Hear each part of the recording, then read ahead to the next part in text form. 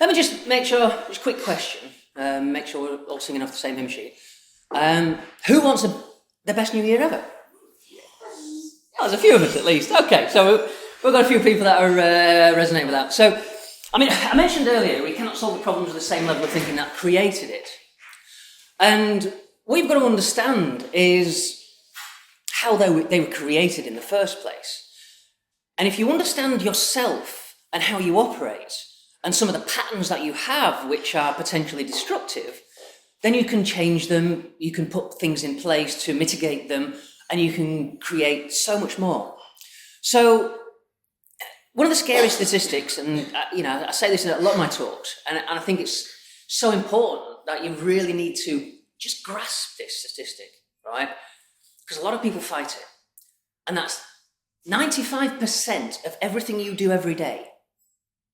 95% of how you feel about me, how you feel about this meeting, how you feel about your rest of the day, how you feel about Christmas, how you feel about your family, friends, partner, kids, anything.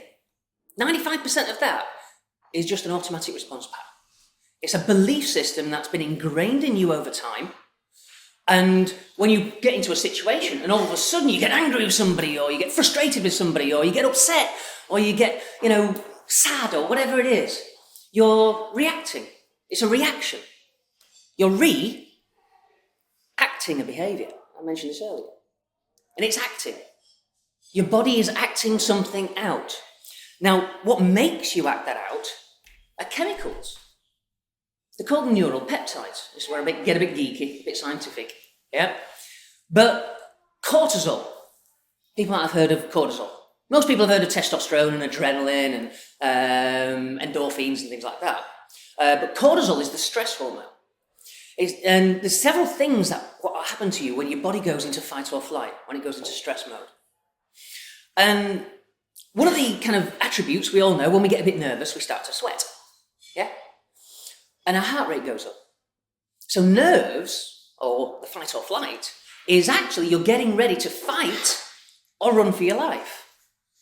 It's a very animalistic Neanderthal behavior that's embedded into us. It's an intrinsic part of the human experience. So what we do is we have an experience. Now, 80% of these programs were established before you were 12 years old. So 80% of your decisions today will be your 12-year-old self or younger emotionally making. That's scary, isn't it? Anybody got kids in here? Any of them been younger than 12 at some point? Would you trust them with your life decisions? Would you trust your own 12-year-old self with your life decisions? Because that's what you're doing every day, 80% of the time.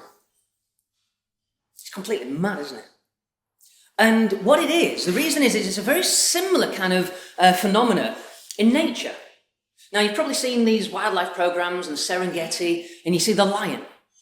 And 90% of the time, the lion's relaxing, it's chilling out, it's in the shade, cooling down, things like that. It doesn't get up on a morning and think, right, need to do a bit of fitness. Right, let's go for a run. They don't do it. Because the challenge is if a lion goes out and runs and runs and runs and gets tired, and then can no longer has the energy and that real power to hunt and catch its prey and eat, what's going to happen? It's going to die. So, as a result, lions don't go running and wasting energy. They use it very specifically for hunting. Now, humans took a slightly different evolutionary path. What we developed is instead of muscle mass, like gorillas, the problem with big silverback gorillas is they're limited by the size, by the amount of time it takes to eat the food to support that bulk. Yeah? It's the energy input against how much time you've got. So gorillas spend most of the time eating because of their size. Now humans actually, we find fire, good, cook food, right? And what that does is it gives the ability to cram more calories in a short space of time because you've actually started the digestion process, you're breaking it down. We're the only animal on the planet that destroys its food before we eat it. Which is another interesting fact. I could do a foresight on that by itself. Now, what that did is it allowed us to develop another muscle. Not actually a muscle, but we call it that. It's called the brain. Now, your brain represents 2% of your body mass. 2 to 3%.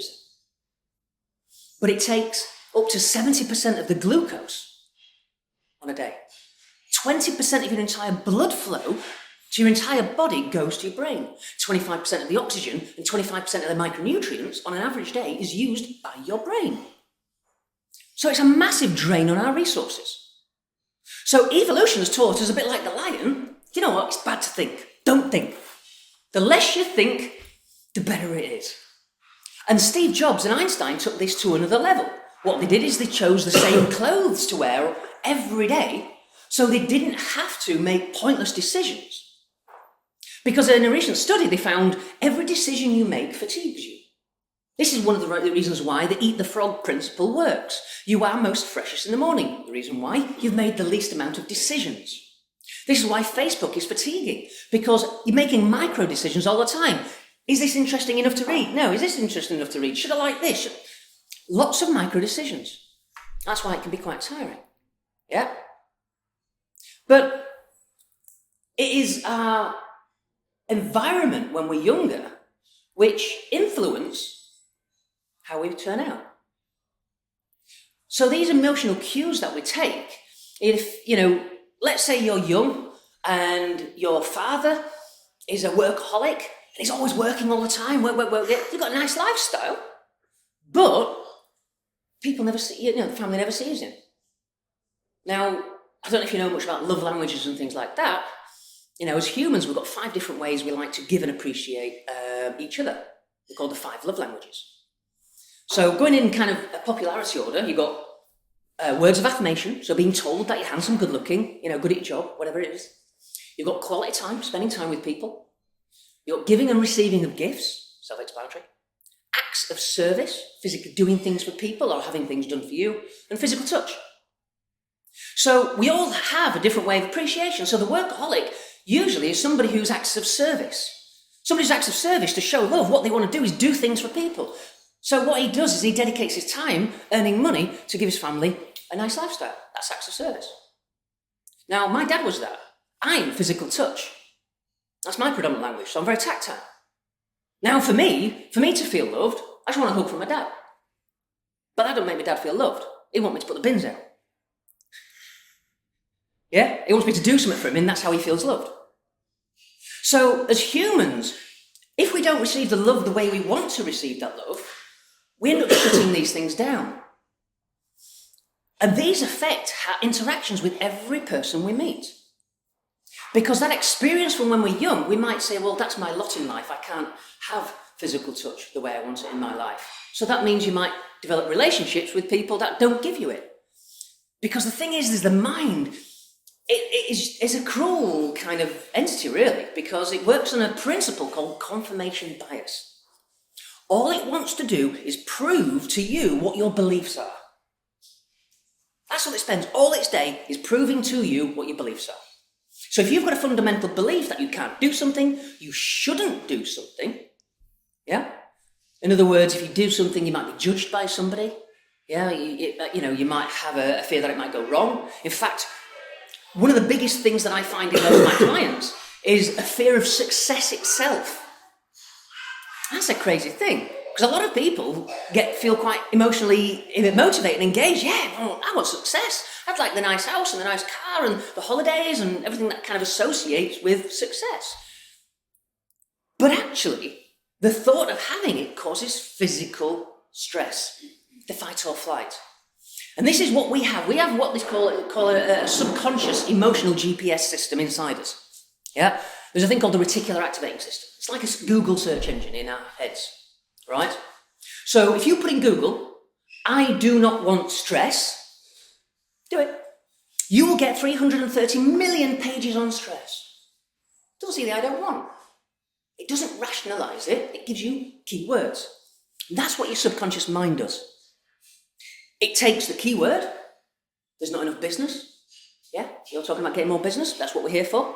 But if you've got a fundamental feeling that business is difficult, finding clients is hard, well, guess what?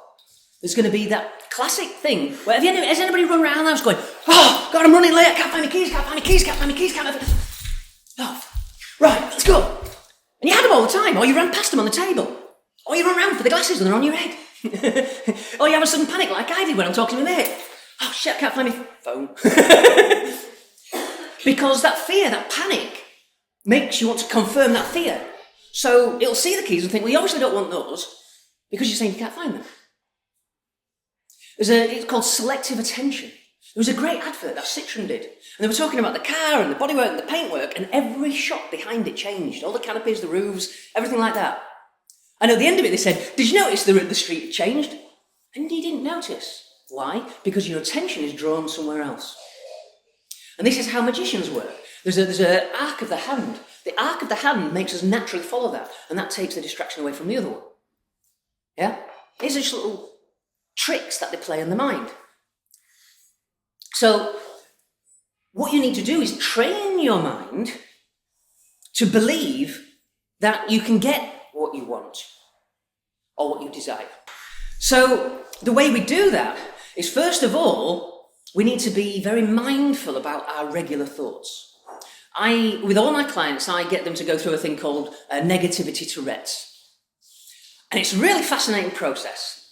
And it's something that you, on a regular basis, you take time out and you consider what your thoughts are at the time. And it is actually quite surprising, the level of negative thoughts we have in a ratio to the positive ones. In fact, this is going back to schooling, we were briefing about this earlier. And when they did a study and they looked at school kids, and the average ratio of negative comments they received to positive reinforcement comments they received, it was a ratio of 14 negative to 1 positive. Shut up, sit down, stop messing about, come and read that. Have you not read that yet? It's that kind of thing. It's very authoritarian, things like that. And it's like kids at home. Oh, you're making too much noise. Get out of the bloody house. You're always causing a fuss. So we tend to moan at the kids, right? Oh, it does happen. It's a common thing. It's a well-known fact. Now, the challenge is if you can imagine your mind a bit like a tree, and the prevailing wind of your thoughts is what bends the tree in a certain direction. Well, if the prevailing wind is you're getting 14 times negative to 1 positive, how do you think you're going to grow up? It's environmental conditioning. You think that is normal. You don't think it's a bad thing. You just do it. It's a habit. Yeah? So the thing is, you've got to look at your habits, look at how you feel about what it is you want to do, and if you cannot really engage that emotion and excitement, potentially you've got an emotional belief which is conflicting with it. And there's interesting ways of establishing that. But one of the things that I want to introduce you to, and if you want to take it up, I've got a 30-day challenge. Now, this 30-day challenge incorporates some really interesting psychological techniques. We're talking about the hour of power and, or what would you call it again, was the Miracle Morning. The Miracle Morning, that's it, yeah. So we've got all the different names for these. And it's all about what Aristotle said, I mentioned it earlier. We are what we repeatedly do. Therefore, excellence is not an act, but a habit. So the habits we have dictate what we get out of life. Our perspective, our perception of what we expect out of life governs what our little Google search engine looks for. Because you don't get what you want out of life, you get what you expect. Because it's our expectation that programs our internal search engine. Confirmation bias. So what you do is, the day before, you always plan the night before the next day. There's a good reason for that. Now, if you plan, and we leverage a thing called the rule of 5. So what you do is you choose 5 key things that are going to help you and your business take a step forward on the next day. 5 key things. It could be ring a client, it could be write a proposal, it could be do something on your website, whatever that might be. It might be sit down for an hour and do some reading, develop yourself. It could be all sorts of things. But what you're going to do is you're going to commit to doing 5 key things every day for 30 days. Now, these are things you should be doing anyway, so it actually shouldn't be any extra work. Yeah? Now, the key about planning, because a lot of people, who's got a to-do list? Yeah? Challenge with to-do lists is it's not to do when. We often don't put a date. We put a list, and then quite often we will selectively go through the list and go, oh, and it might be the telly sales that we put off, yeah, which is quite a common one, because we don't like it. So those 5 things, you write them down on the page, Yeah? There's a lot of science to show about writing goals down. And it's because you're using different parts of your brain. It creates a thing called structural tension, which creates connections between synapses. I'm not going to go too geeky into that, but there's real scientific neuroscience which really shows writing things down and doing a certain process really helps. So underneath there's a little notepad where you can make little notes. And then on the next page, what you do is it's got the 5 things there. And what you do is you put a start time and how long it's going to take. When you're going to start it, when you're going to finish it. So if it's a proposal, well, you say, right, well, okay, I've been putting this off, right, I'm going to do that tomorrow, I'm going to do it at 9 o'clock, and it'll probably take me 2 hours, so 9 till 11, that's what I'm going to do. Yeah? And it's putting a bit of structure into your day. Putting these 5 things in, you can do other things ad hoc, but those key things are going to get done. Now, what you do is resources needed. Now, I'll get you thinking about what you need to do the job. Yeah? So if it's write a proposal, it might be just you need your computer, that's it. Or it might be that you need to make several phone calls to get prices on other things so you can actually do the proposal. So what that does is it gets you thinking about what you need before you sit down. Yeah? Now you're doing this the day before. If I said to you, I could give you 8 hours of free work a day, anybody interested? Come on, more enthusiastic than that. That's it, thank you. Now, this is why we plan the night before. And we do a few little tricks to leverage this supercomputer we've got in our minds. Right? Because this is a vast resource. How it can find things is incredible, but you've got to tell it what you want it to find. So what we do is we look at desired results. What do you want out of doing this task? So if it's a proposal, the idea will be is that the person accepts the proposal, thinks it's amazing, and wants to snap your hand off. Do the business with me, brilliant, yeah. I want to save some money, yeah, I need a PA. Whatever that might be. So desired results. So what you do is, because you're setting the intention is very key for the brain. The brain needs to know what you want out of it. Because what it works is on confirmation bias. So if you're clear with the intention, your brain actually starts working for you instead of against you. The reason why you do it the night before? Because your subconscious mind never sleeps. So you set the intention when you go to sleep on what information you want. You will wake up in the morning with inspired ideas. You will have been thinking about this overnight. That's your 8 hours free work. It really does work. It's quite amazing. So you set all your tasks, you decide what you want, that you need to do it, and then you decide the end result. Now there's a thing called segment intention, which is a very powerful psychological tool. In fact, Edison, anybody heard of Edison? Yeah. He attributes every invention he ever made to this technique. Slightly different, but fundamentally the same. And what it is, have anybody seen those Chinese meditation bowls? Like, got little bells in, you twiddle them around. So what he did, there's an interesting phenomenon, a lot of people have experienced this, right? Have you ever gone to sleep, right, on a night, and then you have this, like, brilliant idea, and you fall asleep, and you wake up in the morning, and you know you had a brilliant idea, but can you remember it for the life of you? Yeah? Anybody? Right? And it's like your brain teases you, isn't it? You wake up, you had an awesome idea last night. Come in millions from it. I'm not going to tell you. And it's because they say ideas dissolve. If you don't write them down, sometimes you have a really bright idea, and you've got a pen or anything like that, and then someone talks to you, and then you go, oh, frig with that. Yeah? Well, that's because there's a certain entropy. They say it's about 54 seconds for an idea. Yeah? So and when we're talking about theta brainwave state and everything like that, well, when you shut off the conscious mind, the rational mind, the mind chatter, the bit that's giving you all the confusion, you can hear your subconscious. So this is what meditation is all about. It's getting to a thing called theta brainwave state. It shuts off the rational part of your mind, and it quietens the mind. This is the space that hypnotists attempt to get you into as well. Reason is under theta brainwave state, you are the most susceptible to influence. Between the age of 2 and 7, kids are predominantly in theta brainwave state. It's part of their core programming era. And as adults, we cannot achieve theta brainwave state without closing our eyes. We've got to reduce the data. But between 2 and 7, they're predominantly in that. And that's the reason why they're so influential. This is why they believe in fairies and Christmas and Santa Claus and Tooth Fairy and all that kind of stuff. Yeah? Because they don't rationalise it. That's switched off. They haven't got enough information to rationalise. Yeah? So it'd sit in his favourite chair, and what it'd do is, again, it's starting with the end game in mind. What do you want? What's the desired result? The desired result is a feeling. The feeling is the excitement of the success. So he wouldn't think of the problem. He wouldn't think of the technical challenge that he's trying to solve. What he would think is that feeling he got in the eureka moment. That bit where he goes, I've got it. That's it. I figured it out. You know that moment where you get all excited? Well, that feeling you have is chemicals. It's norepinephrine, endorphin, adrenaline, right? These are some of the good chemicals. Adrenaline not so much, but the norepinephrine and endorphin, they unlock your creativity.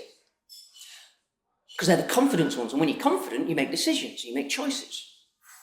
So he would sit in his favourite chair and he would just sit and just think, right, what would it feel like to have that epiphany, to get that information, to have that idea? And he'd sit there and relax and he'd play with his balls. And he'd fall asleep. But when he falls asleep, boom, suddenly you have that idea. He drops the balls, they make a noise, he wakes him up, writes the idea down. And that's how he did it. It's a way of tapping into the supercomputer. When I talk about supercomputer, just to give you a little bit of an insight into the differential between the conscious mind, the bit I'm talking to now. Yeah? So the conscious mind can only process 40 bits per second. I said that earlier. 40 bits. What that means is, if I mention your left foot, suddenly you will know what your left foot feels like. A moment ago, you didn't even think about your left foot. But was that information from your left foot about how tight your socks are, or how warm your foot is, or how tight your shoe is, was that going into your brain before? Yes, it was. But what you did is you chose to ignore that information. Yeah? If we just said stop for a minute and listen to the voices in there, suddenly your mind will be onto the voices. So it's where we put our attention. We've only got 40 bits per second to play with, so we need to select it and put it in certain places. Our subconscious mind operates at about 40 million bits per second. To put that in kind of real terms as an image, if, let's say, I said to you, you're just going to use your conscious mind, and I'm going to give you the most complex, challenging problem to solve. Now it's going to take a long time, so you're going to treat it as a full-time job. You're going to come in, do your work, but you're going to have your dinner, your break. 6 solid hours work a day. You're going to do that 5 days a week, 48 weeks a year. I'll give you 4 weeks holiday off, don't worry. And we treat it as a full-time career. We do it 40 years. Your subconscious mind can do the same amount of work in 5.4 minutes. Same amount of processing, the same amount of thinking. So, which one are you going to trust more? The conscious mind or the subconscious mind? But it's not about trust. The subconscious mind dominates all the time. If you ever watch the chimp paradox where it talks about, the inner part of the brain, the fight or flight system, it's 5 times more powerful than just our normal thoughts and feelings of what we desire. It's all about survival. In evolution, it's taught us that if we stop and freeze and do nothing, the chances of us living and surviving this moment is vastly increased. When you're in the wild, prey, the animals that are normally prey, they freeze. And because they're colouring, they blend into the background. So they're tight, as long as they're downwind or whatever, the predators walk past, they don't see them, because they look on movement. If you meet a bear in the woods, what's the worst thing you can do? Run. Animals love chasing. But most animals do not want to attack unless they want to eat. The reason is that, well, if they get injured in a pointless struggle, well, there's no hospitals for animals. They're going to go limp somewhere, and if they can't hunt and things like that, they're going to die. So they avoid conflict like, their life depends on it. Because it does. So we have got this thing inside us as well. We avoid conflict, we avoid stress, we avoid danger. And this internal GPS looks at our past experience and says, well, do you know when you stood up in that class and you gave the wrong answer and everybody took mick out of you and teased you for days about how stupid you were? Well, what did Einstein say? Yeah? We were talking about the fish. Yeah? If you judge a fish on its ability to climb a tree, it will spend all its life thinking it's stupid. And that's the schooling system. Seems a bit harsh, but it is, unfortunately, they label everybody of the age and the gender. 2 of the worst things you can do in actually identifying people's skills and strengths. So you've got to understand the conditioning that brought you to where you are now. And whatever age you are right now, the success you have in your life, the type of car you drive, the type of house you live in, the money you have in your bank are all predicated on your belief systems. You have chosen to be there right now because that is your most comfortable place to be, even if you are uncomfortable being there. Now that sounds like a contradiction in terms. But if you ever have a one-to-one with me and I show you the muscle testing, I can demonstrate how that works.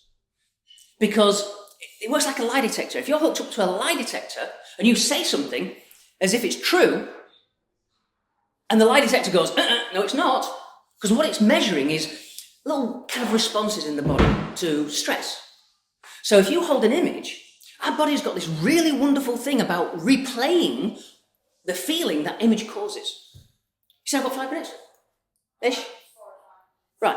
Can I have a quick volunteer? And I'll actually demonstrate this phenomenon. It's fascinating. Come on, give me a round of applause. Wonderful, thank you very much. Thank you. So, Kim, what I'm going to show you is a thing called PsychoKinesiology. Psycho is the mind, kinesiology is about movement. So this is how the mind affects your movement. Yeah? It's quite simple. Yeah. So are you left-handed or right-handed? Right. I want you left-handed. Yeah? So if you come across here, now what we're going to do is we're going to put this arm out. Now your job is to keep your arm here. Okay. I'm going to push it down, and I want you to stop me. Okay. Yeah? So nice and strong. Okay? Not hurting your arm or anything? Excellent. So when I push down, you can feel that resistance, yeah? Yep. And one more time, nice and strong. There we go. Right. So, can you tell everybody your name in the form of a statement? So I want you to say, my name is Kim. My name is Kim. And resist. Same strength? Yeah? Yeah. So relax in between, say, I'm a woman. Oh, pound. Say, I'm a woman. I'm definitely a woman. And resist. You weren't as weak on that one. Sure. Right, so, and go back to my name is Kim.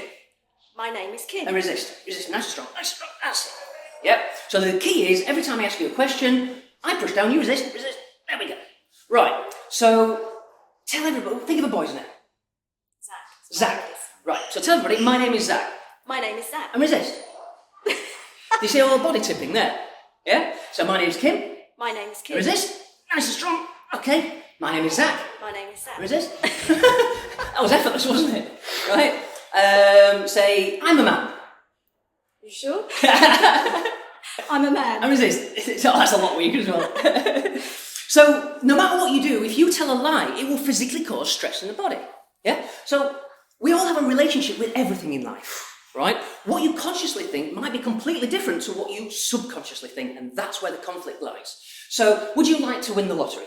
Definitely. Would you enjoy the money if you won the lottery? Yes. Right, let's test it. Yeah? So, I want you to say, as Kim, I am happy to earn enough.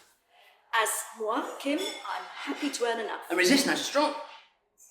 Lovely and strong. Right, so say, as Kim, I am happy to have millions in my bank. As Kim, I'm happy to have millions in the bank. And resist. That was super weak, wasn't it? Yeah. Right, so I'm happy to earn enough. I'm happy to earn enough. And resist, nice and strong. Yeah, so I'm happy to have millions in the bank. I'm happy to have millions in the bank. Nice and strong, nice and strong, nice and strong. See how weak that was? Yeah. So actually, the thought of having millions in your bank physically causes you stress. It is a conflict of your belief. You do not believe it's possible. I will guarantee if I did that test on everybody in the room would test the same. 99% of people test weak on having millions in the bank. This is what makes the 1%. Yeah? Thank you very much. I was like this again. So, if you use this is a really great technique. It works like a lie detector. It's doing the same thing. When you say a statement, when you hold an image, if it stresses you, it physically weakens you. I do this with people all the time, and I test their income. And I'll go, right, so key phrase, you can do this at home, is I completely love and accept myself now that I'm happy to earn up to 10 grand a year, up to 20, up to 30, to 40. I'll guarantee you will go weak at some point. 95% of people go weak just above where they are. And then I'll ask them, how long have you been earning that? And they'll go, God, I've been bloody doing it years. Yeah? And what it is that your background, your family, everything has taught you that you should only get so much out of life. It might be you think that's your lot in life. It might be actually you think, and this is one of the biggest stresses, that when you get that success, some people that actually love and care for you now will reject you. That's kind of a strange thought, isn't it? Yeah, because you think that a lot of people would be happy for your success. Actually, in this day and age, you get a lot of people which are jealous, yeah? You know, and they spite you. And there's actually a thing in India where they believe that if somebody looks at you and smites you, you are cursed.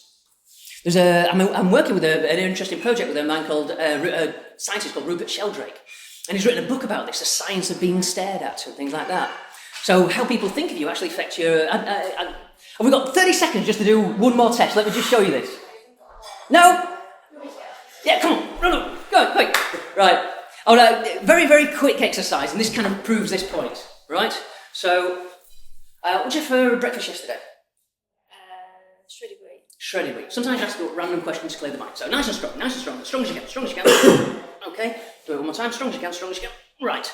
So, what I want you to do is, can you close your eyes a second? Yeah. I want everybody in the room, right, there's no permanent damage, so don't worry about that, but I want you to look at her and think horrible thoughts about her. Yeah? Just, it doesn't have to be true, but just project that horrible thought at her. Yeah? I hope it's not true. Right? So, yeah, look at her, project a horrible thought, right, nice and strong as you can. See how that was really jerky, right? Okay, so think that thought again, strong as you can. See how weak that is? Yeah? Right, so clear that. Now, what I want you to think is actually pick one thing about her that you like about her. Yeah? A really friendly, lovely person, right? So we shouldn't be thinking nasty thoughts about her. So think of one thing that you like about her. About personality, about clothes, whatever it might be. And just send that over to her. Yeah? So think that thought, send it over to her, look at her, right, nice and strong. God, see the difference? Yeah? Right, thank you, that's it. So actually, how people think of you and the energy that sends strengthens and weakens you. So I think I've run out of time, or I think I've had more time than I should. So if you want to take out the 30-day challenge, just come and have a chat with me. Thank you very much.